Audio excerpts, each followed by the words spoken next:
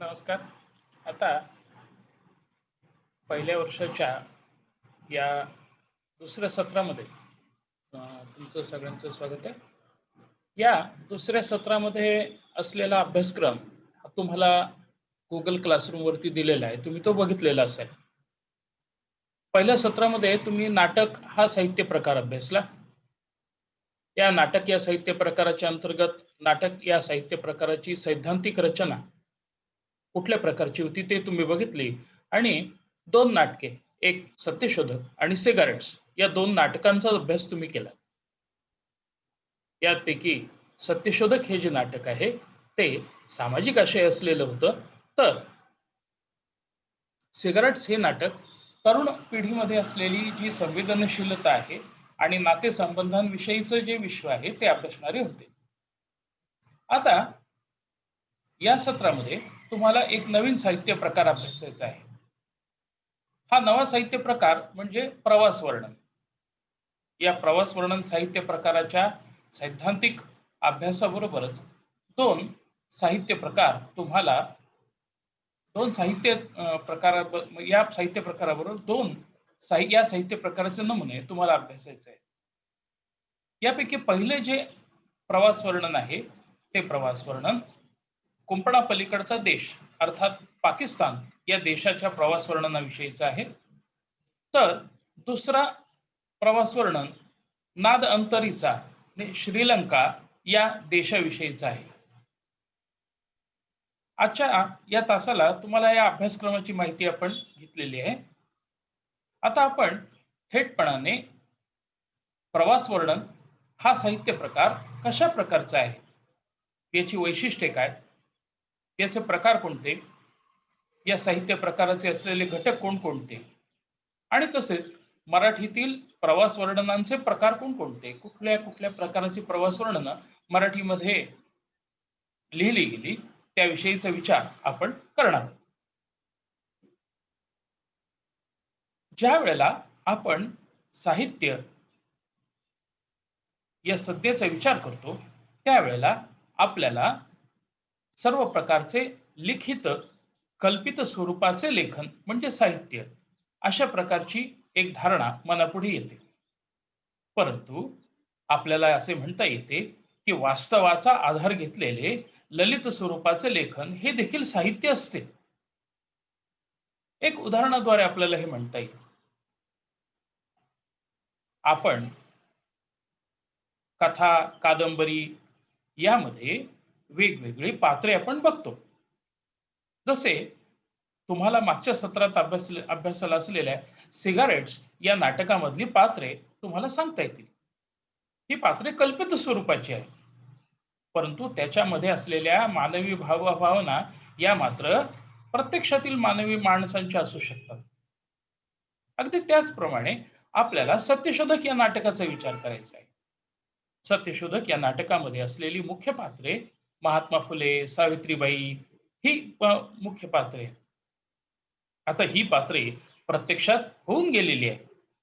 म्हणजेच आपल्याला असे म्हणता येते, की प्रत्यक्षात होऊन गेलेली माणसे, प्रत्यक्षात होऊन गेलेल्या माणसांच्या व्यतिरिक्त असलेली जी पात्रे आहेत, ती पात्रे आपल्याला कल्पित स्वरूपाच्या पात्रांच्या संदर्भात पाहता येतं. मग आता आपण बघूयात, की ज्याचा प्रत्यक्ष जीवनाशी संबंध असलेले, परंतु लालित्यपूर्ण असे लेखन असलेले साहित्य प्रकार कोणते? मागच्या सत्रामध्ये आपण बघितले, की साहित्याचे साधारणतः नाट्यात्मक, कथनात्मक आणि काव्यात्मक असे प्रकार आपल्याला सर्वसाधारणपणाने, ढोबळमानाने पाडता येतील. जसे नाट्यात्मक प्रकारामध्ये घटना, प्रसंग, पात्रे, संवाद, त्यांचे एकमेकांशी असणाऱ्या नाते हे सगळे.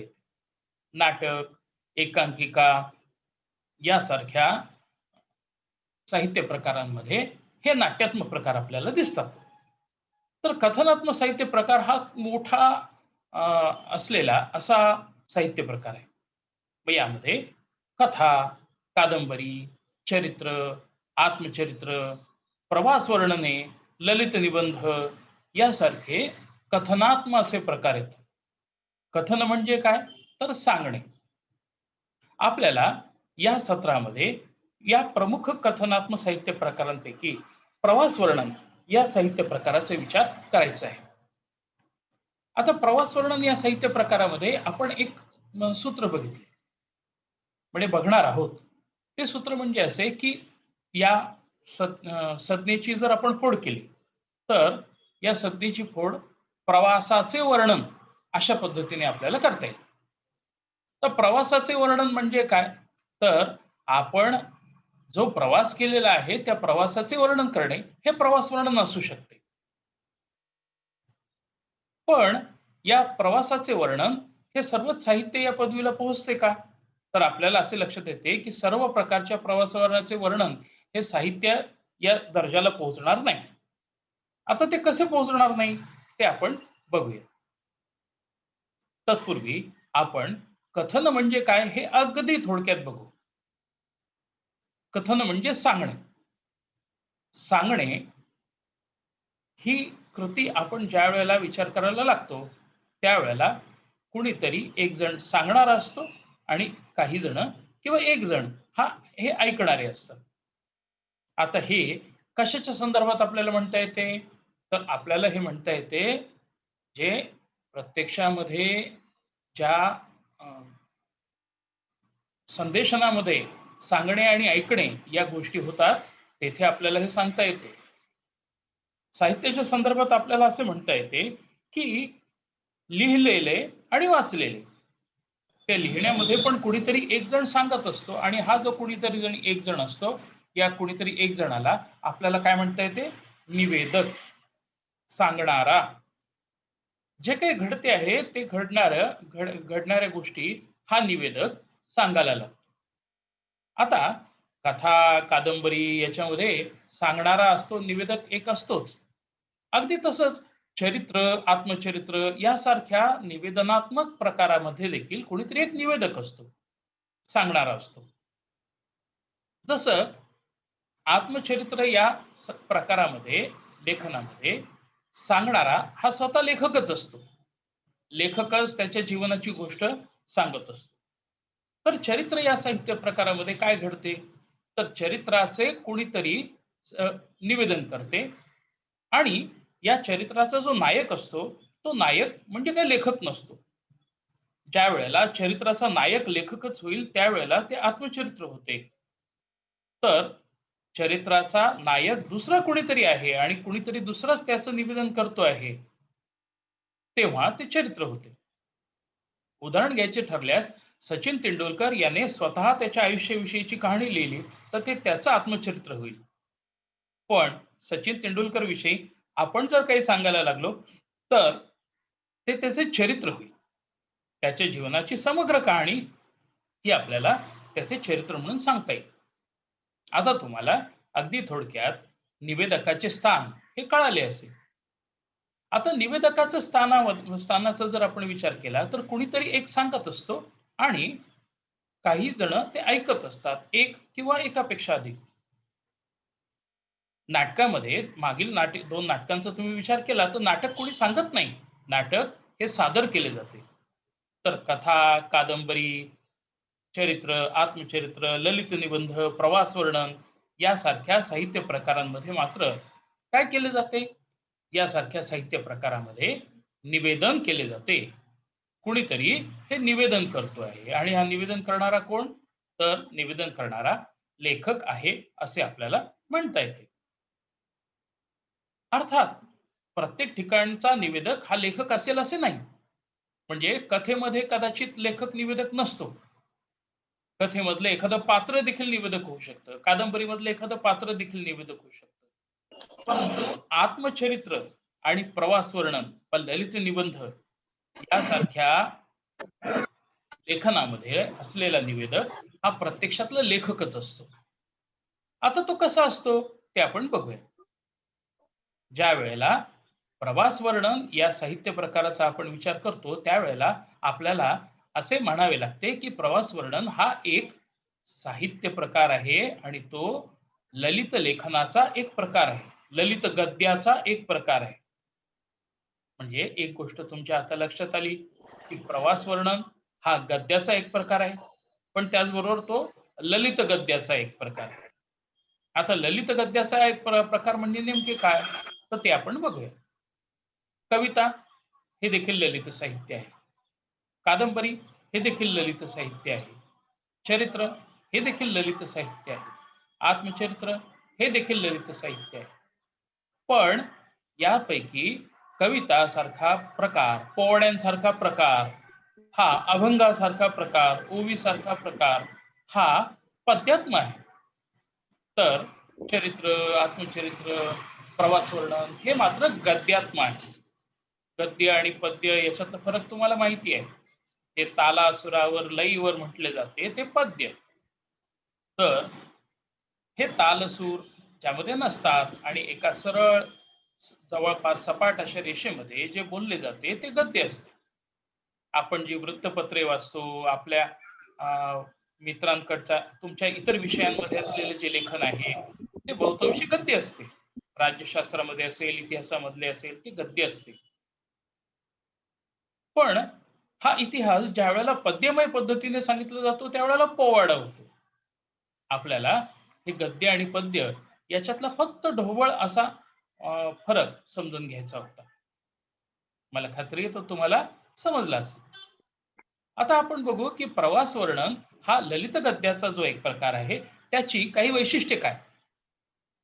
मगाशी सांगितल्याप्रमाणे याची फोड जर आपण केली, तर ही फोड आपल्याला प्रवासाचे वर्णन अशी येते. मग आता आपल्याला एक गोष्ट लक्षात येते, की प्रवासाचे वर्णन यापैकी प्रवास हा घटक एक अत्यंत महत्त्वपूर्ण असा घटक आहे. मग या प्रवास वर्णनातील प्रवास या घटकाचा विचार आपण करणारच आहोत. तत्पूर्वी प्रवास वर्णन का लिहिली जातात आणि प्रवास वर्णन का ऐकली जातात किंवा वाचली जातात, हे आपण विचार करू. तसे पाहिल्यास एखादी गोष्ट लिहिली जाते किंवा वाचली जाते.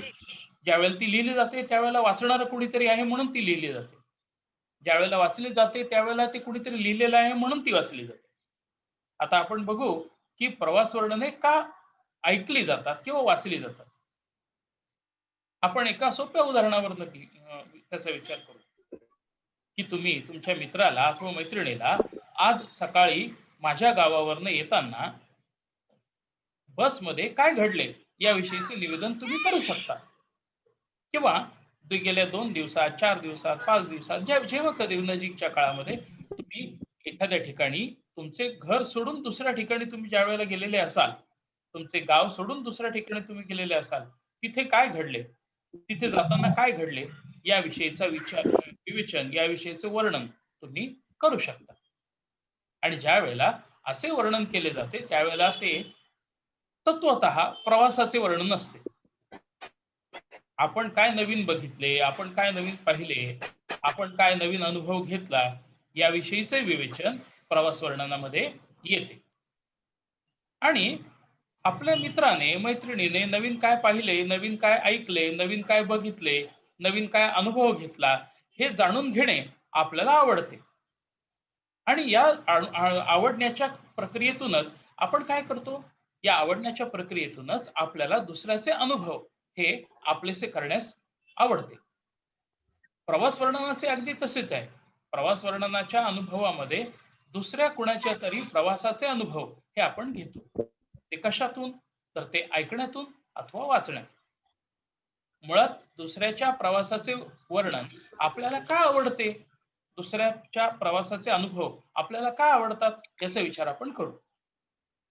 खूप वेळेला असे घडते, की आपल्या आयुष्यामध्ये असलेले जे प्रसंग आहेत, आपल्या आयुष्यामध्ये असलेल्या ज्या अनेक गोष्टी आहेत, आपल्या आयुष्यामध्ये असलेल्या ज्या ते अनुभव आहेत, ते सपाट स्वरूपाचे असतात. तोच-तोचपणा त्याच्यामध्ये असतो.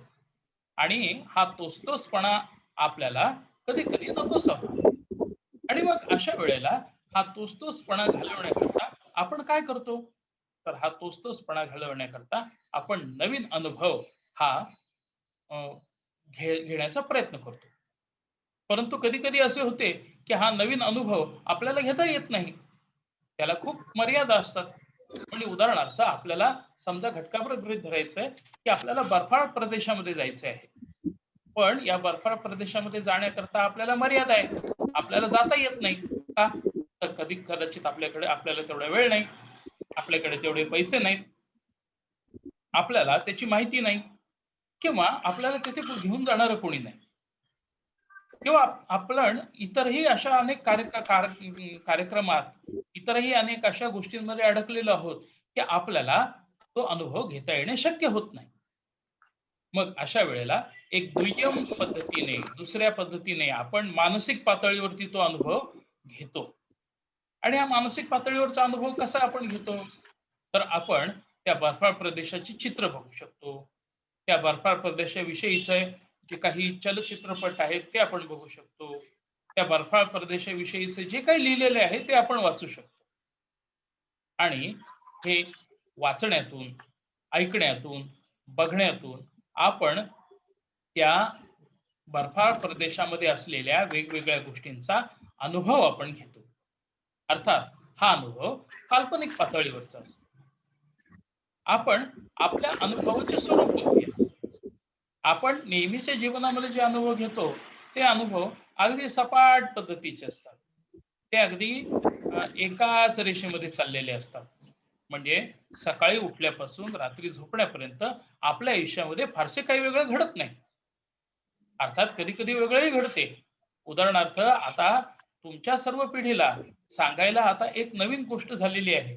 ती म्हणजे आमच्या काळामध्ये कोरोना व्हायरस आलेला होता आणि या कोरोना व्हायरसमुळे आम्हाला सगळे लेक्चर्स हे घरी बसून आम्ही केलेले होते.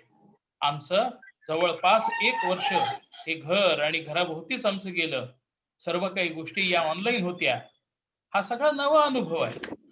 काही दिवसातच काही दिवसातच ही परिस्थिती कदाचित बदलेल आणि आपल्या सगळ्यांना महाविद्यालयात येऊन एकमेकांशी भेटता येईल, एकमेकांना बघता येईल. माझी शिकवण्याची पद्धत बदलेल, तुमची शिकण्याची पद्धत बदलेल. पण हा या दरम्यान तुम्ही घेतलेला जो अनुभव आहे, हा अनुभव काही वेगळा आहे. आणि हा काही वेगळा असलेला अनुभव हा तुम्हाला तुमच्या नंतरच्या पिढीला सांगण्याकरताचा अनुभव आहे. आणि या नंतरच्या पिढीला तो ऐकताना मजा येईल. का मजा येईल? कारण त्यांचा जो अनुभव आहे, ते अनुभव एका वेगळ्या पद्धतीचे असतील, वेगळ्या धर्तीचे असतील.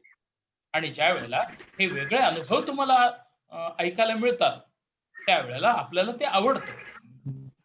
एक छोटासा वेगळा विचार आपण करू. सर्वजण वेगवेगळ्या वेब सिरीज हे बघत असतात. या वेगवेगळ्या वेब सिरीज मध्ये आपल्याला असे लक्षात येते की तिथे असलेले विश्व हे काहीसे वेगळे आहे. आणि हे वेगळे विश्व आपल्याला आपलेसे वाटत नाही, तरी देखील आपण ते बघतो. याचे कारणच असे की आपल्याला तो नवीन अनुभव घ्यायचा असतो. आणि या नवीन अनुभव घेण्यातून आपल्याला ही जी प्रक्रिया आहे, ही प्रक्रिया नव अनुभवाच्या प्राप्तीची होते.